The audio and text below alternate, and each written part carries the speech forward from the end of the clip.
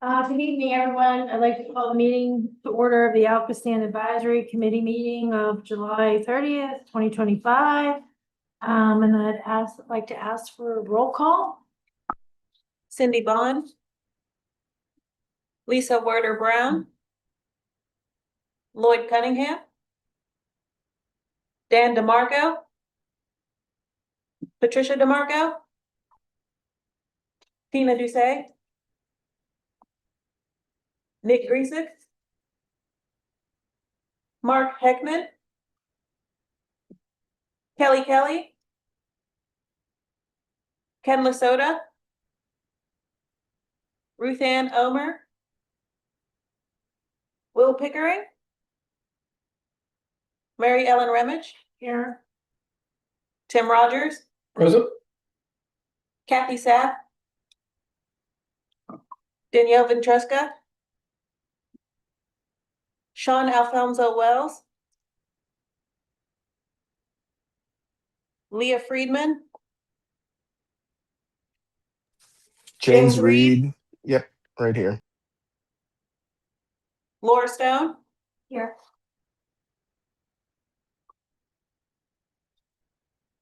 a quorum has not been met. Yes, obviously we'll have to, dispense for now with the action items and approval. And you can see by the minutes, we've had quite a few that needed, approved. For the same reason we can't do this evening, which is, we don't have a quorum, which is something we're gonna get into a little bit later. And I did also want to announce that today we did get an email from Danielle Ventresca that she was not able to come this evening and that she was resigning because of another meeting commitment she had that's come up now. So obviously, this is something we're gonna need to talk about at length, and I have met with Marlon a couple times now, and we're gonna talk about a few things later in the evening, but I would like to take this time to introduce Marlon Ferguson, who is the new manager of governmental affairs.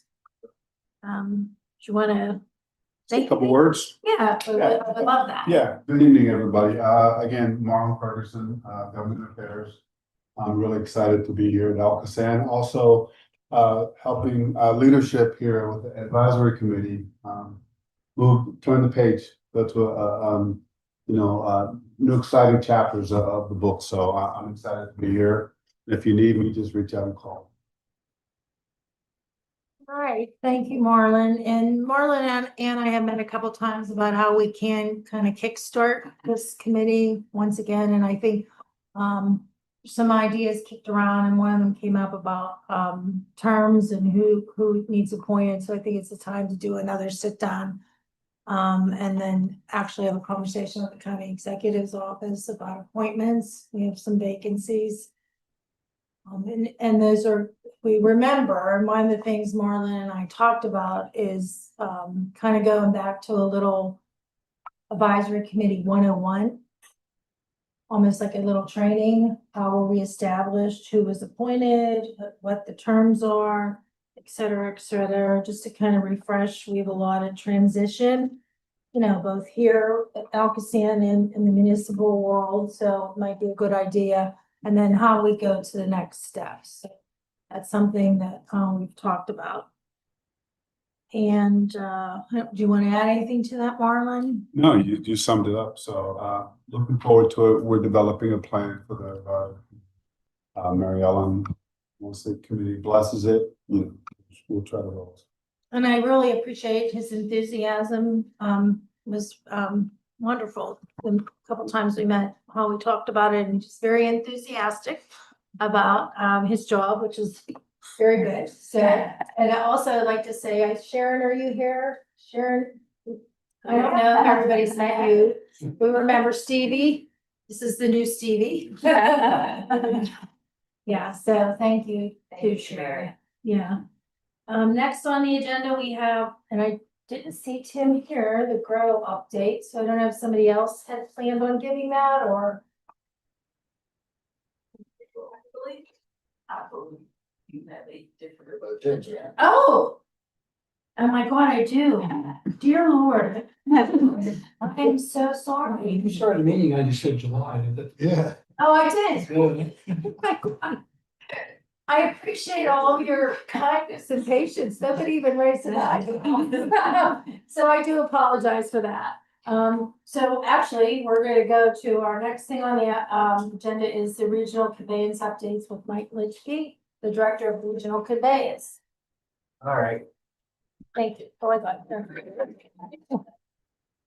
I probably have it in here. Oh, I do, right there.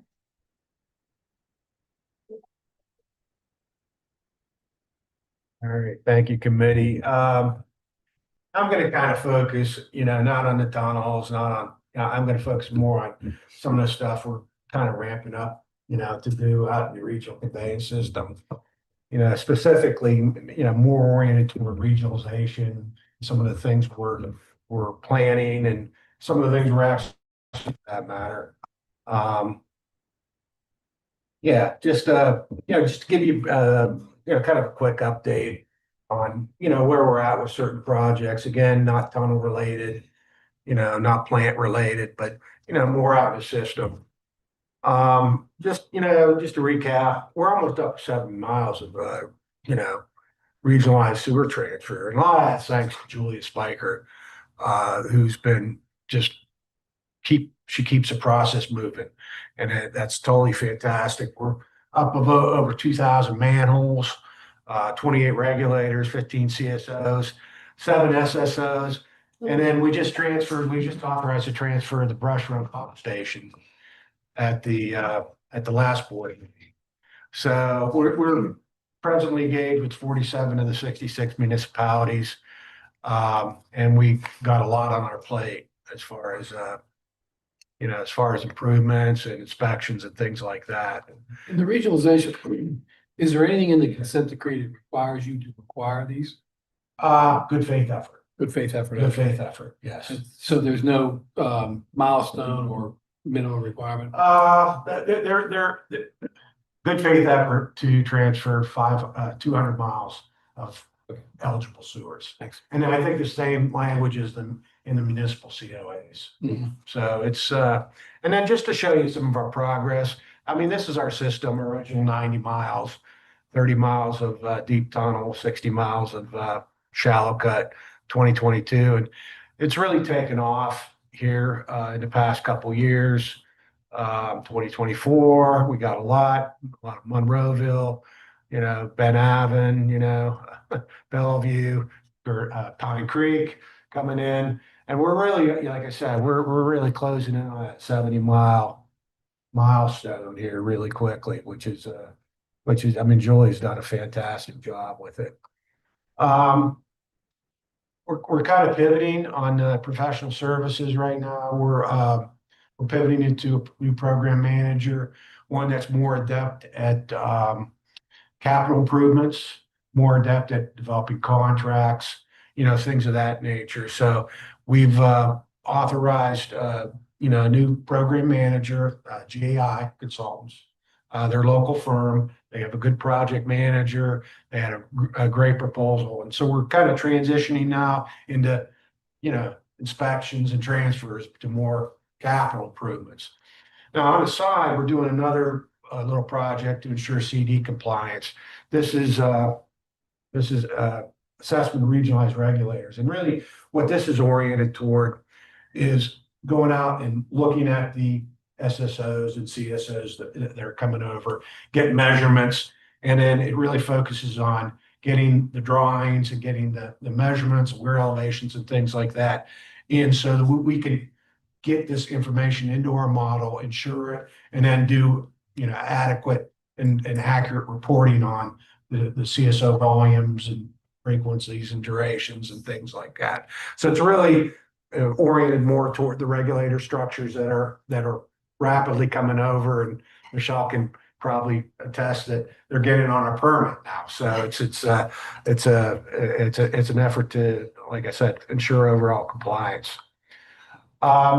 Just some things that we've kind of in the past couple of years, we've kind of ramped up a little bit, emergency contracts, we want to make sure that if a failure occurs along one of these regionalized lines, that we have adequate capacity to get out there and fix it. If a sewer breaks in the stream, or that kind of thing, that we're out there immediately fixing it.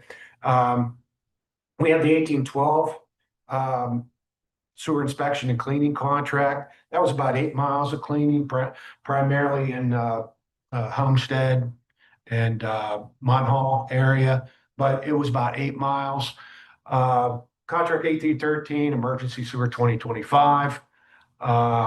Again, we want to make sure we can do our capital improvements, in a timely manner if a failure does indeed occur.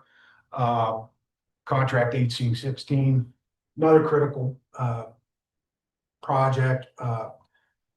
There are areas out there where you don't have your typical manhole every 300 feet.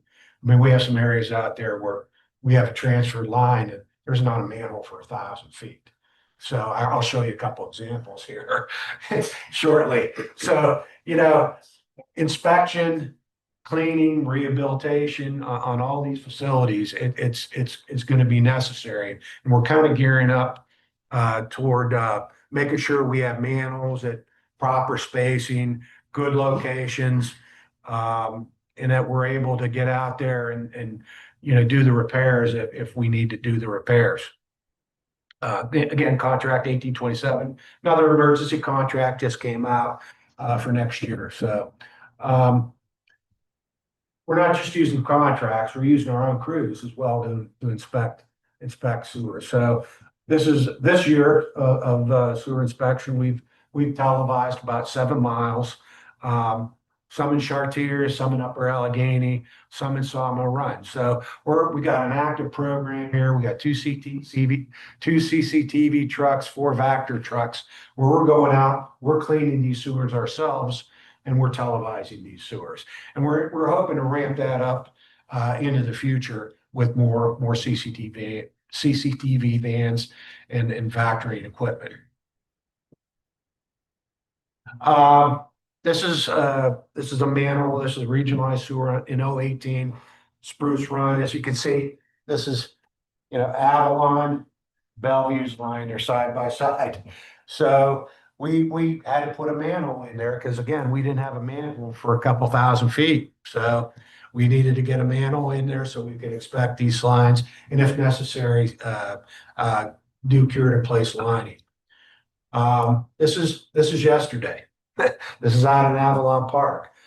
Another manhole, not on the Bellevue sewer, but on the Avalon sewer this time. This is where you have 2 15s, an 18 coming in and a 24 going out. There was no manhole. Okay, no manhole. So you got the junction of three separate sewers and no manhole. So that's usually like in the engineering manual, is you gotta have a manhole. So this is today. Okay, well, I'm sorry, yesterday. We finished that up yesterday and put new manhole, new casting on it. So we're ready to go for future improvements. This is another manhole we're planning. This is out your way in the North Hills here. This is in Sharp Spring. This is on the Seats Run sewer. This runs through the Mercedes site. It's about 40 feet deep. We have no access to the sewer except for again, it's a 600-foot stretch, and there's no access to clean or line or rehabilitate this sewer. So again, we need access. So we're designing a manhole to go in the Mercedes property. We're working to get easements and so forth and so on, and make sure we have access to do improvements and cleaning. Okay, this is another project that we're doing down on the Ohio here in Emsworth. We're doing some regulator reconfiguration. This project, it's going to reduce SSO by about 200 million gallons. So it's really cost effective in terms of dollars per gallon. On this range is about 1 to 2 cents per gallon in overflow reduction. So it's a really cost cost-effective project. We just bid it. We got a contractor that we're reviewing. We're projecting to award here at the November board meeting. So this project, again, SSO volume will be reduced under existing conditions at our 250 condition. It's going to be reduced from 185 million gallons to 127 million gallons. When the plant goes up to 480 MGDs and gets that processing rate up, we're going to go down to 1.8 million gallons in a typical year. So it's a 99% reduction in SSO. So we basically just open this regulator up, and we're just sending it to the plant when we have the capacity. So that's what's going to really going to take care of the overflows. Future work anticipated. Again, we're going to have sewer improvement contracts. There's going to be annual contracts. We're anticipating a lot of lining going forward, cured in place pipe. A lot of brick sewers out there, especially in the older communities. So we're going to be doing gunite repairs or shotcrete repairs in many cases to, you have areas where you have bricks that are missing or missing inverts and things like that. So we're going to go in and rehabilitate some of these brick sewers. Some of them down in certain communities are in pretty bad shape, so they really need a good look. Again, manhole improvements are going to be ongoing, and we're going to need manholes. I mean, because there are just runs where there are just no manholes. You go thousands of feet without a manhole. Okay. Other contracts that we got going on, we got a small pump station replacement. It's an injector station. We're converting that to just a small lift station, a couple horsepower pumps. This is a little bigger project, the Upper Summer Run Lower High lining contract. That's about 2.5 miles of lining in Castle Shannon and down in Stowe Township. So that's projects is going on. And there's some other areas that we're lining in Sawmill Run and River Avenue out here. But they all need it. They need cleaned. They need lined. We also got ongoing gate replacement projects. A lot of our structures are submerged, and they have flap gates adjacent to the river.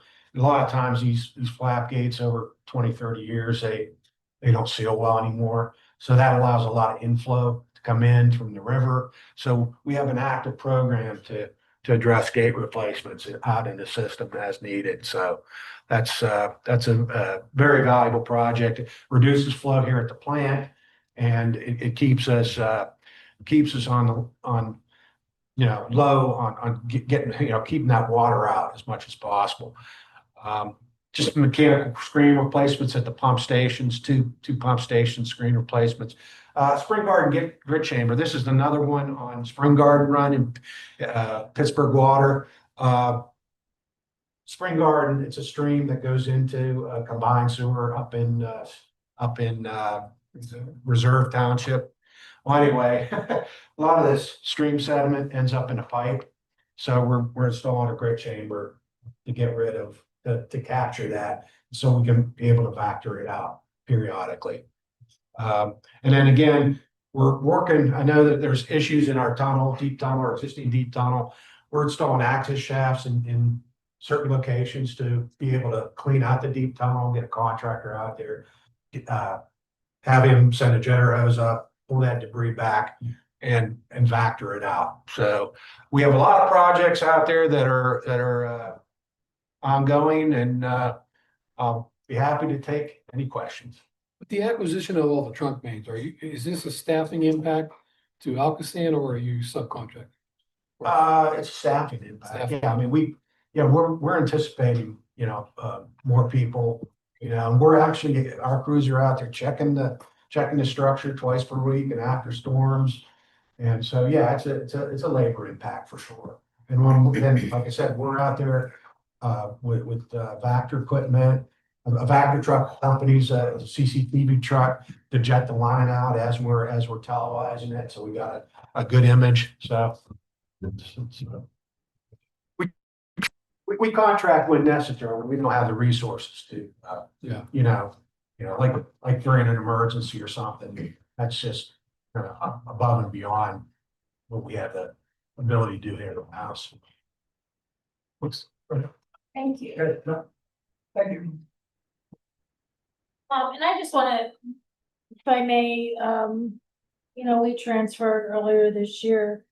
And I have to say, I was amazed with the speed and efficiency that ALCOSAN was in there. On my way home, I passed two overflow signs and it was like 2 days later, I'm like, whoa. Signs already. I mean, it was, and they did some televising and we sort of, were doing like an emergency paving job. And I called Julia right away. I said, this would be like a good time to televise that store that's now yours. You're gonna be paying that road and, you don't wanna be looking at, and they were out there, we coordinated it with our public works, so I just wanna say, how smooth and efficient, so I appreciate that, and that might be one of the ways we could talk to some of our, counterparts who are slow to the table for transfers. I would be the poster child to say what a wonderful thing it is. I'd be happy to do that too. All right, next, we have Kim Kennedy, who's gonna tell us about the wet weather pump station project update. Mary?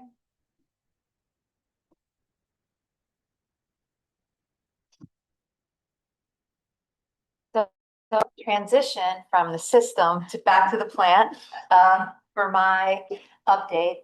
The wet weather pump station is the biggest plant expansion project to date. We opened bids last month and we're in the process of reviewing the bids, and doing our due diligence. And we would expect to be able to bring the, recommendation to award to the November board meeting. But what I'm talking about today is more the impact, the construction impact, and all of the work that we've had to do to kind of think about hosting a project of this size on our campus at the plant. So O27 is the downstream shaft of the ORT, which is just upriver. This is Sherwin-Williams. This is our substation building. And then this is Tracy Street. This is an alternate gate to get into the plant. And here's the pump station. It's a lot of work in a very small footprint. So this Tracy Street entrance exists. We have a little guard shack here, but we are going to sort of incorporate an alternate entrance, and I'll go through the reasons why in the next couple of slides. And let's not forget about our barge, and the fact that our crews have to go through the site and come down these steps to access the boats in order to go out and do some of the work on a daily basis. And we are literally cutting off access to that facility during construction of the pump station. So we looked around at all of the marinas, all of the companies that host barges that have the ability to maybe lease our barge for the next 5 years. And we found one just downriver, and we entered into a lease just in the last 2 weeks with them. So for the next couple of years, once construction starts, we'll have to relocate our facilities. And it's not just, it's not just hosting the barge, right? We need parking. We need an area to get prep for the day with our crews. We need power, and it needs to be safe and secure. So we were really actually very lucky to find a partner just downriver that we're going to be able to keep our barge at for the next couple of years. So that'll be a major change for the crews to get used to for a long period of time. This pump station it's a long construction duration. So or Tracy Street. We're gonna ask a lot of Tracy Street. Tracy Street is gonna be a major corridor for both O27. So O27 is to the left. This is that substation building I showed you in the video, and the pump station is to the right. So I'm trying to buy a lot of trucks. So currently, Tracy Street, we only man with a security guard, Tracy Street, during, heavy construction traffic for the other projects of the wet weather pump station. So there is not a security guard down there every day during the first phase of the plant expansion. And then we've got our neighbor, Sherwin-Williams. So this is a pretty active delivery entrance, which will remain. But these two personnel entrances will be inaccessible. We entered into an easement with them, a temporary construction easement. They've got a parking lot on the other side, and we did some upgrades for them, and it just wouldn't be safe, and it wouldn't be reasonable for them to have sort of pedestrian traffic down Tracy Street, adding to the confusion for the next couple years. So this is for 027. So this is just for the tunnel. The tunnel trucking will go down Tracy, come through the site, and go out West Hall. If you want to get really complicated, there is a chance that they might demo the prison in the same time period, which will add with trucks, but not on Tracy, but definitely on the West Hall side of the equation. So we've had to do a lot of coordination, had to think about trucking, and the fact that we're gonna have these two major concurrent projects with deep digs and a lot of concrete happening at the same time. So this is for ORT, this is for 027 site. For the pump station, we actually have multiple traffic patterns depending on what phase of the project. But one of the things that we've really had to think about was really enhancing that second entrance further up Tracy so that trucks sort of do a loop. What we don't want is long lines of idle vehicles up Tracy when we need to keep the entrance open for Sherwin-Williams for their deliveries. And also it wouldn't be a good situation on either side. So we've looked at this traffic, we've looked at turning radiuses, we've looked at the different trucks that we anticipate. We're trying to avoid all of these trucks having to do a 3-point turn to get back out on Tracy Street, which is why we've put in the bids for the wet weather pump station that we're going to upgrade the security shack further up, and it's going to have to be staffed more frequently. And for long periods of time, there will be 3 shifts, 24 hours a day for certain construction activities. So we've really given a lot of thought to, not in addition to the design and to the construction and the pieces of the construction, how we continue to operate the plant and how we mitigate traffic delays and patterns and keep the project moving. A truck that's idling on Tracy Street is we're paying for it. So we need to think about these things. And then this is just a slide to show you how busy and why we've really had to enter into the lease to get our personnel out of that area for our crews. But that is the sort of the scale of the shaft that we're going to build for the pump station, and then all of the ancillary systems that have to be in place in order to put that infrastructure in place. So excited to continue to give you updates on the wet weather pump station. If Darla's here, she would like to know that this will be the new lowest point in Allegheny County. Once you get down to the bottom, I know she likes that, and we'll make sure that somebody will tell her. And so, I mean, this, like we've done with all of our projects, I mean, we're really proud of it, and we're excited to enter into the construction phase, and we'll continue to give you updates as we progress. Any thought given to acquiring Sherwin-Williams? Very early on, and it was just, They weren't being reasonable. well, it's quite an operation, and Yeah. it's quite a valuable business, and they were very reasonable, and they've been very reasonable.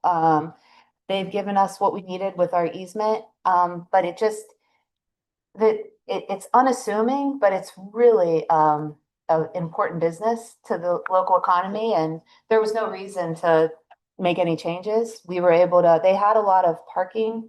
I think they had a building that they didn't use anymore on the West Hall side. So they were able to make it work, and I think we've been able to coordinate pretty well over the last couple of years, and it's nice that we've been under construction for a couple of years. You know, we have street sweeping. We understand their delivery patterns a little bit better. So I mean, very early on, but it was quickly kind of taken off the table, and we've been able to. I think we've made very, very minor. You know, sometimes a truck gets, backs up on Tracy, but it's been very minor. So Thank many you. challenges you guys have had is due to the limited space. And Yeah, it's a I'm puzzle. amazed. It's a yeah, puzzle. every time I look at one of these, I'm amazed that you're able to do it. Okay, our next update is going to come from Michelle Wise, the Director of Environmental Compliance. Okay, so I don't know how I'll top Kim's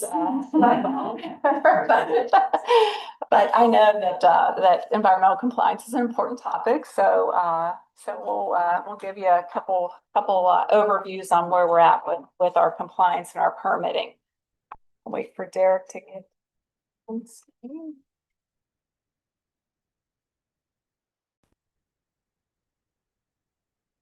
So, okay, environmental compliance. And again, my name is Michelle Wise, the Director of Environmental Compliance here at ALCOSAN. And I probably don't know how to use this clicker. What's the button, the top one? All right, right, okay. All right, there we go.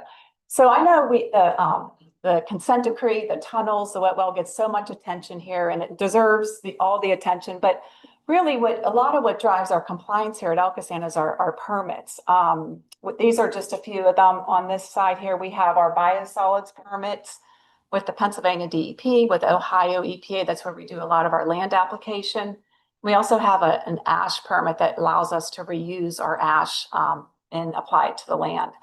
Our big permit in the middle is our NPDES permit, the National Pollutant Discharge Elimination System permit. That allows us to discharge at their outfall at the treatment plant and also out of all the CSOs that are in our service area. And that includes a lot of provisions, including our pretreatment program, our solids disposal. It covers the gamut here at ALCOSAN, and it carries a lot of weight for our compliance. And the last permit over there is our Title V for air compliance. So as you may or may not know, we have incinerators on site, we have air scrubbers. So every discharge point here that emits, that has a stack, has a permit that we have to meet compliance with and provide monitoring and reporting to. And again, like what I just said before, like consent decree is huge. It drives a lot of our cost here at ALCOSAN, but our permits from a compliance standpoint, it's very onerous for reporting status. We submit about 153 reports a year just to maintain compliance. That is annual submissions and quarterly submissions, and then sometimes they're 4-hour submissions if we have an overflow. So I wanted to provide today a permit update. So our NPDES permit, as you may know, has a 5-year cycle. Our current permit was issued in 2018, and it was amended in 2020, and then it expired in 2023. And it's currently under administration. We're under administration extension. We provided a renewal application in June 28th, 2023. And then in September 20th, 2025, we were issued the draft permit in the PA bulletin. We're currently in a 30-day public comment period. We did ask for a 15-day extension on that public comment period. There is a lot of things in our permit that required that extension, so we took advantage of that extra 15 days. And then one of the things that is big in this permit that maybe not have been in the previous permits, and Mike hit on it really well, is our regionalized sewers. We have comments in there about adding those CSOs to our permit so that they are, once they're transferred, now they become, our obligations, our reporting, our upgrades. some of those aspects Mike hit on very well. Again, the CSO daily inspections, the 24-hour SSO reporting, the operational requirements, and most importantly, the long-term planning on these structures. As you all know, you submitted feasibility studies, which the costs on those feasibility studies were quite intensive. Those projects will then be governed under ALCOSAN's consent decree and go into long-term planning for regional solutions, which is really an awesome aspect for the regionalization program. Okay. Now you know why I was so happy to. Right, so Mary Ellen, you got it. Yes, Come talk to my board about that. They could not understand my exuberance. right. That is a huge cost. As Mike indicated, there were 15 CSOs that were, that once were under municipal obligation, now are under ALCOSAN obligation, and also the SSOs. Mike talked about the program manager that was just recently on board. Some of those aspects of that will go under that our new permit.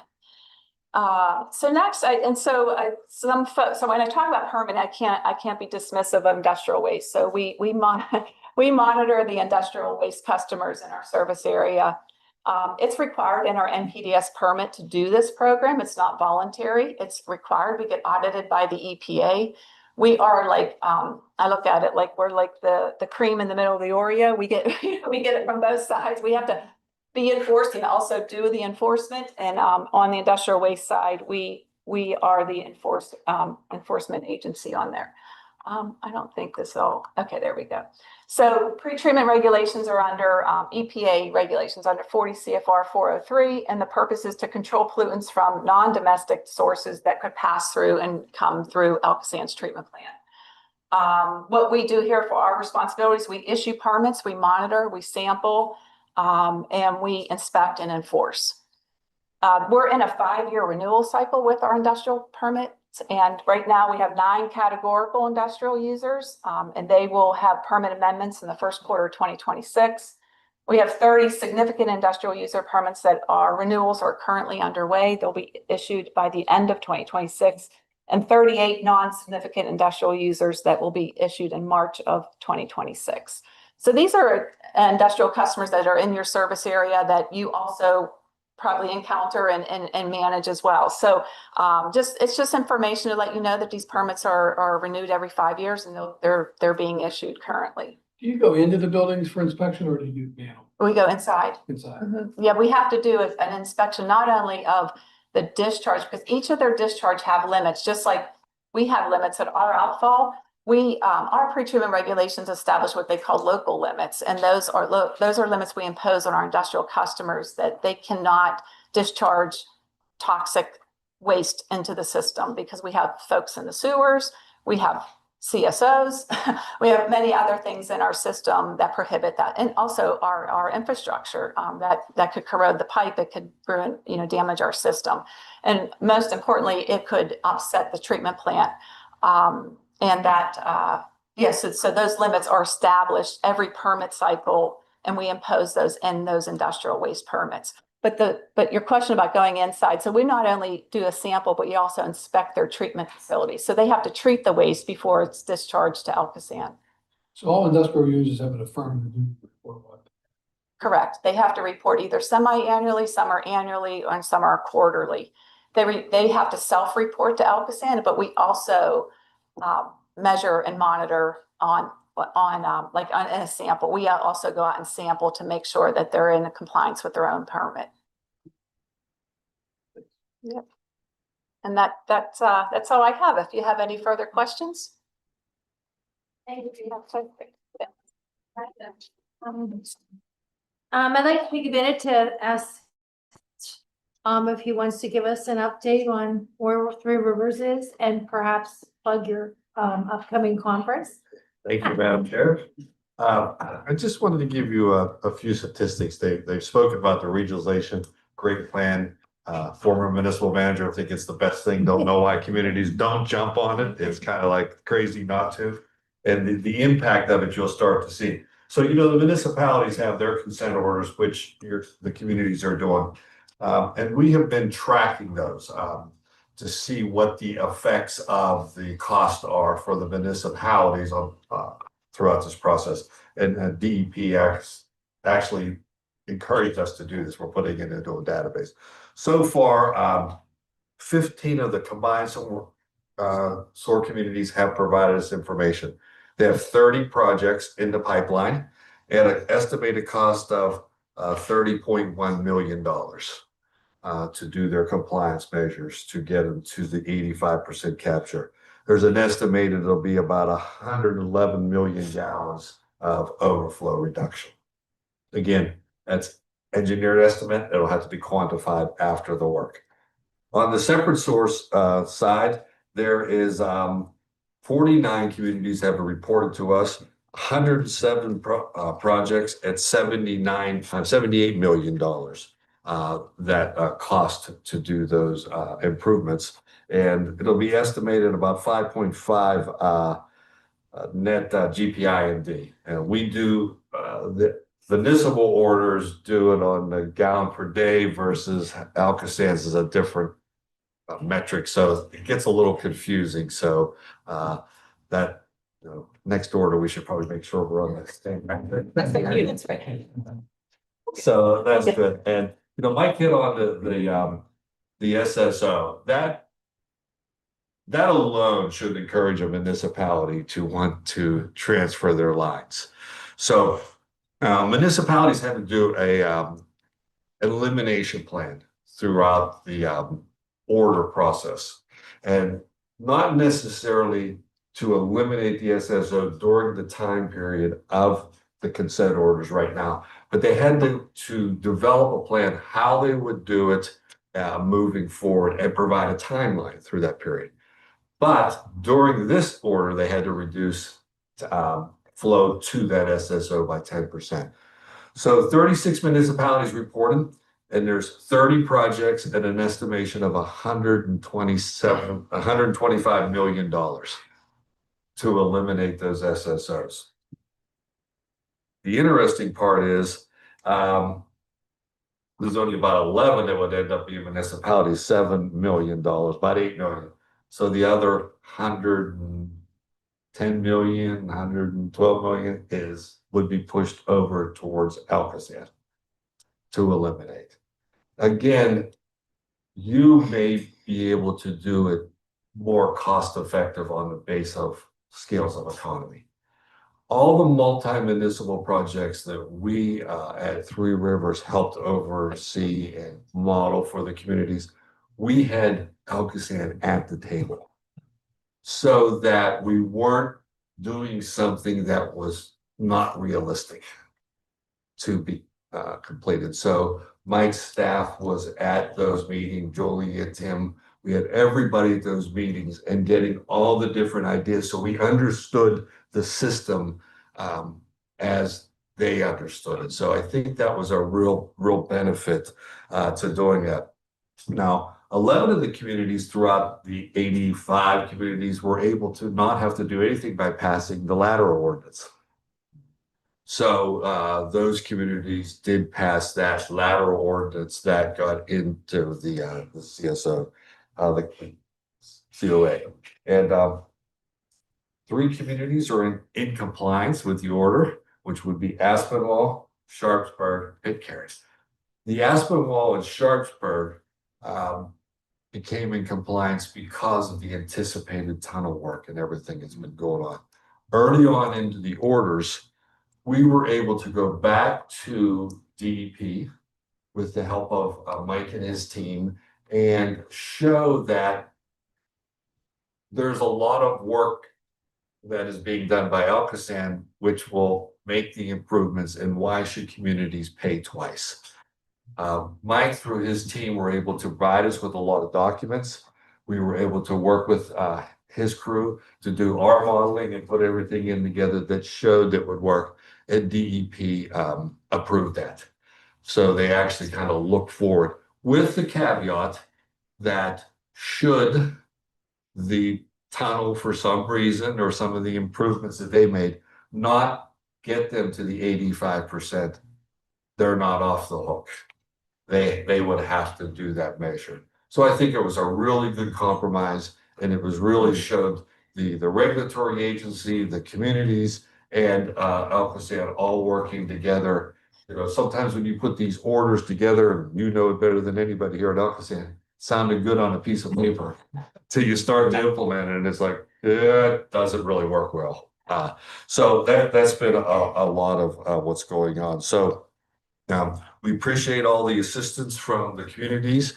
We get it Three Rivers and ALCOSAN support. Couldn't do it without the team we've put together. And next week is our annual conference. And again, we started a few years ago. ALCOSAN will be the keynote speaker at the beginning of the conference, kick us off. And it's always the plant expansion and everything that's going on. Everybody likes it, you know, being an engineer too. It's you kind of get a little geeked out on everything that's going on.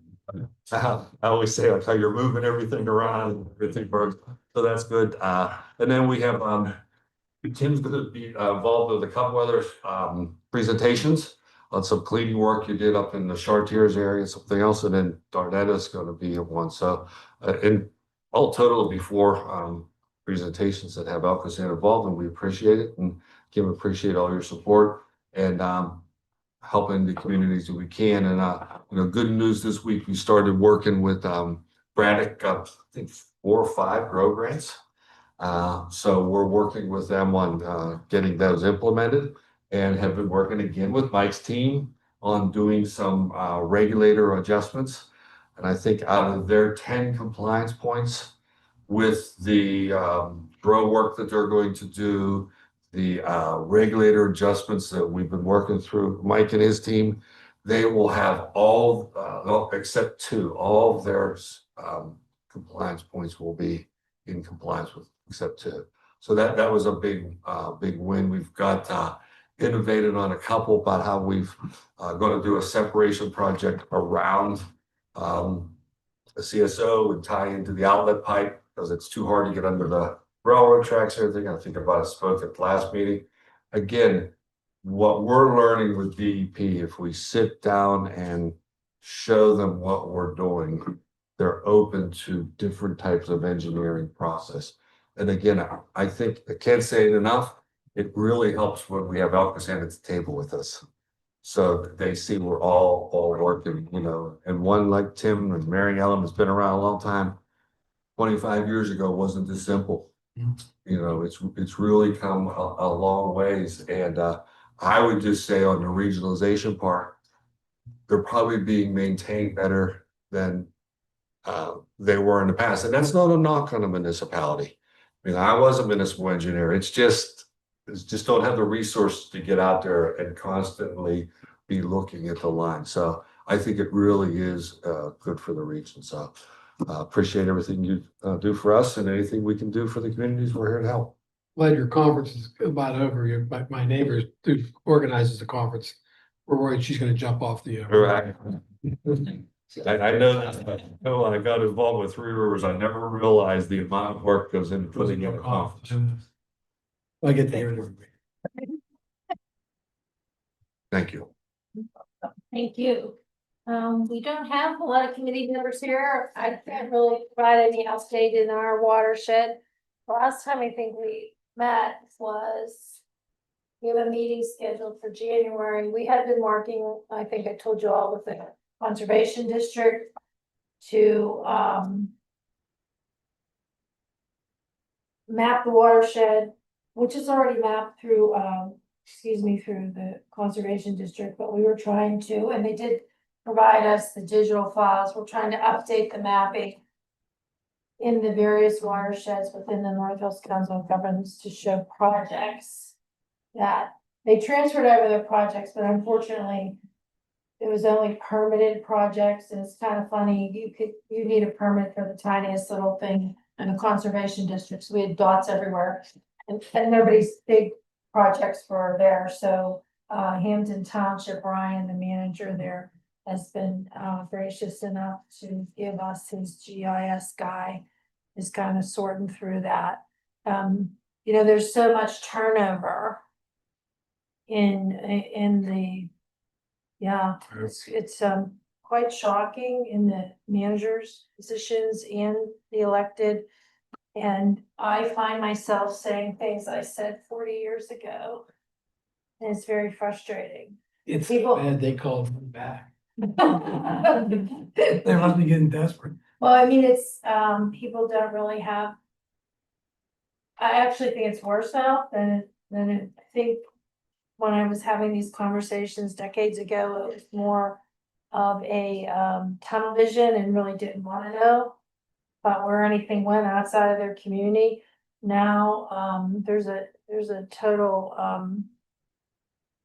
lack of understanding of the watersheds and responsibilities, and so we're going back to that. I found the maps that I had sent out a couple years ago in the call, we sent maps to every manager with their watershed.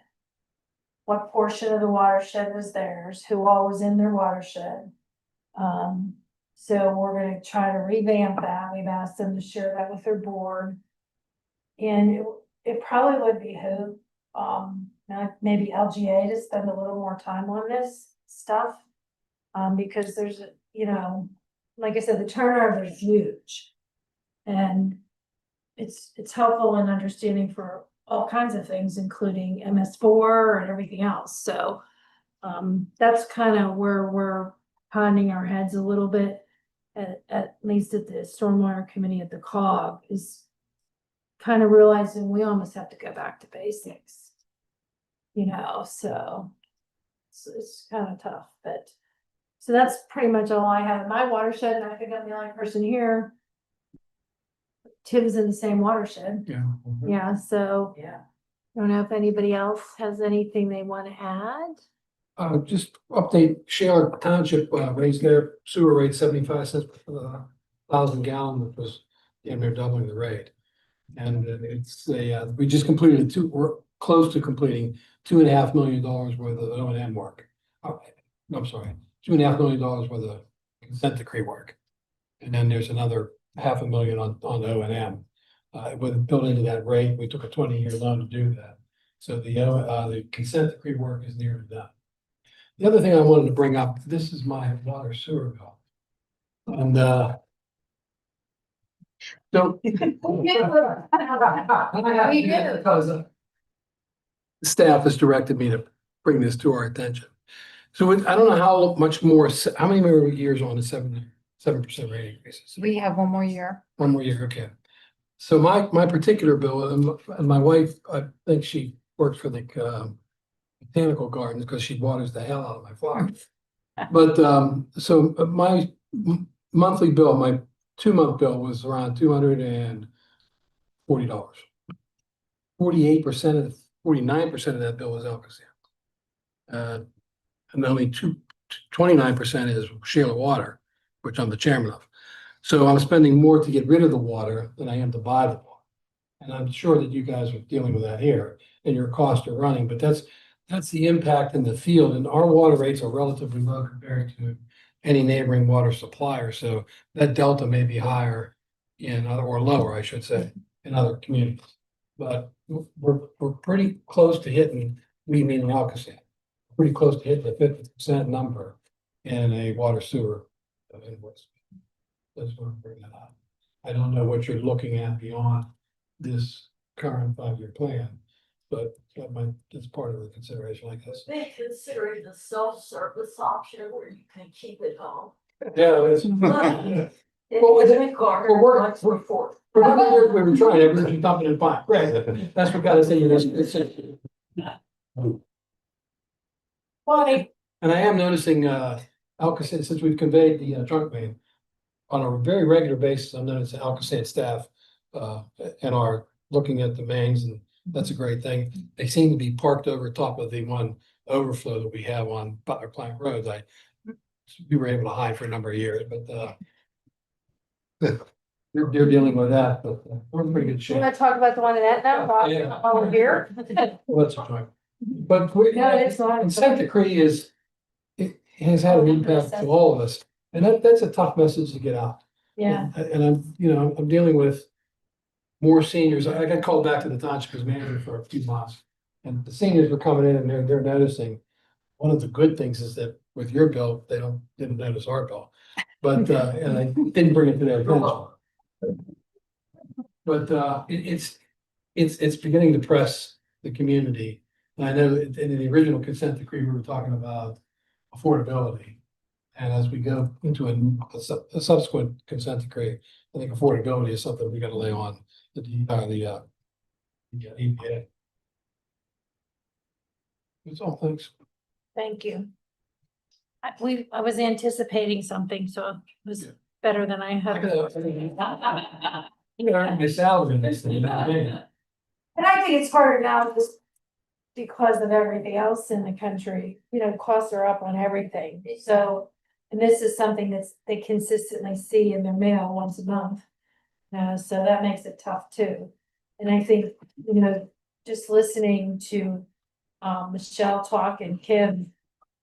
I mean, we're talking major things here in just the compliance. I really appreciated that part of the presentation tonight. Because I have a deeper understanding of, how much you do have. I know what compliance costs us. Percentage wise of our budget, and it's really hard to swallow. That I don't have anything to see for this money. I'm using these taxpayer dollars and I don't have anything to show my residents, a paved road, a new park, whatever you wanna call it. So, that's tough, it's really tough, so, I appreciate that was enlightening, very much so. And I would add that we're customizing, we Hampton Share Water, customizing our billing practices. So where it's necessary, we're going monthly billing. It's a big hit to take a 2-month bill for a lot of residents. We're already getting 1 month in it now. Yeah, Aetna and Sharpsburg, because we made those so that they can be monthly, because that's where we're getting the most complaints about the billing from. But we may be taking a look at doing that on a requested basis. And then we're looking at also maybe discounting the ACH, but just give people a little bit of break. Don't give us a discount on ACH.